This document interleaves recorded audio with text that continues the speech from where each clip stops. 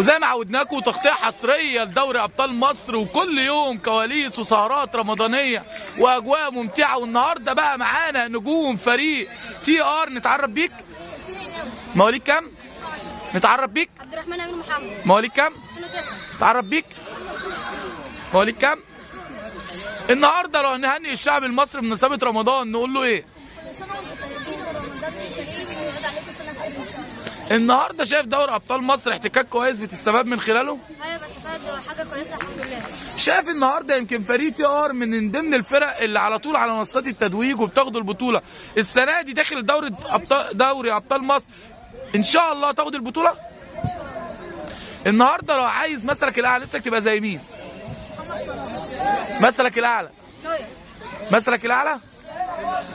النهارده يمكن بشوف توجهات بشكل خاص معاك من الكابتن ليك بيعتمد عليك خلال المباراه، بيقول لك ايه؟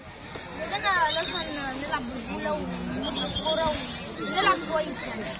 النهارده كحارس مرمى يعتبر ككابتن في الملعب بيبقى بتقول للعيبه بتوجههم خلال المباراه بتقول لهم ايه؟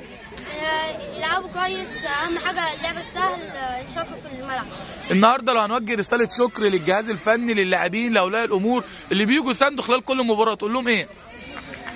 تعبوا معانا كتير النهارده نهدي ان شاء الله الفوز بتاعك لمين؟